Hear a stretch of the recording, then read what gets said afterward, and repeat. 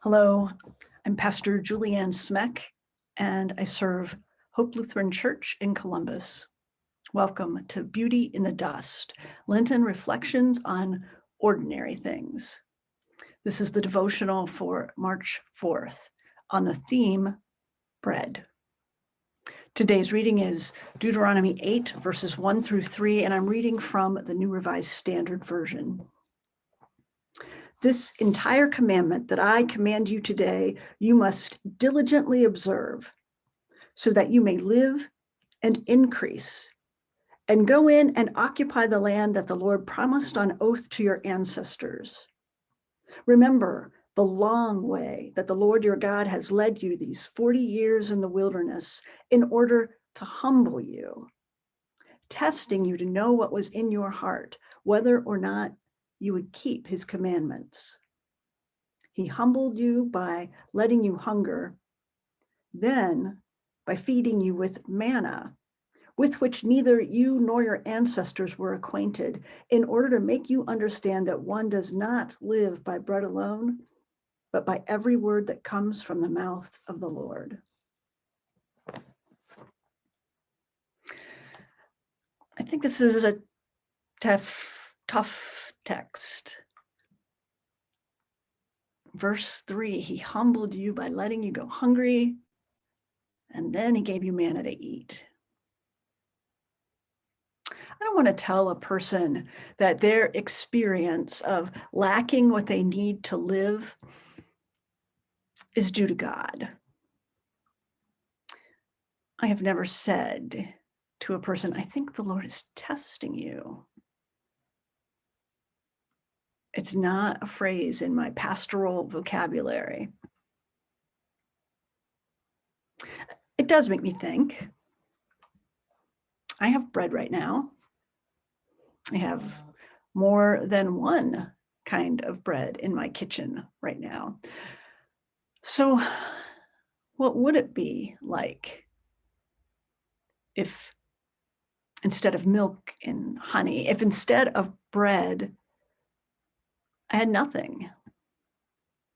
I'm thinking today about people in Texas who are without power and without water now for several days. Where would my heart be? How would I feel about God? Would I trust God? When I have nothing, can I still obey God's commands?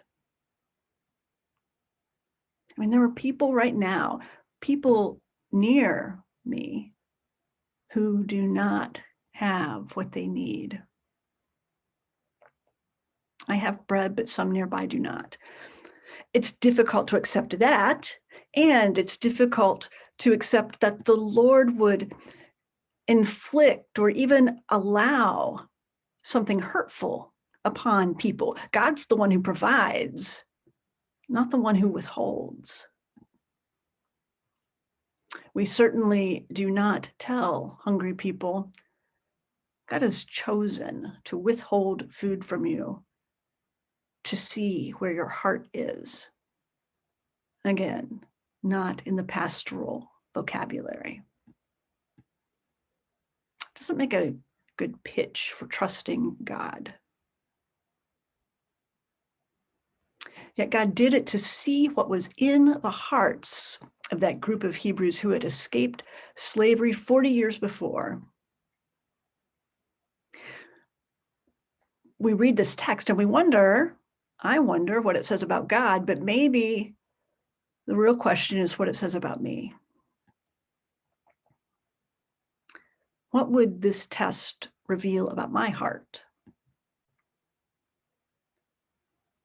Maybe this is why fasting is a spiritual discipline.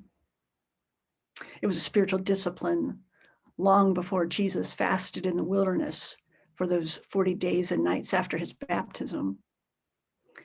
Fasting is going without. Choosing not to eat is actually just one example, but essentially, it's giving up something we need to live so we can better live in God. Fasting helps us get past what we think we need so we can come face to face with what we really need, with all we really need. While today's theme is bread, this text speaks of a people experience a period of time without bread. During Lent, we may choose to go without bread for a time. The choice to go without helps us enter an empty space. The empty space in our stomachs helps us enter that empty space that exists, that is true. That space of need, which is really a situation in which we truly live. It gives us a taste, if you will, of what those who are without, with what they experience.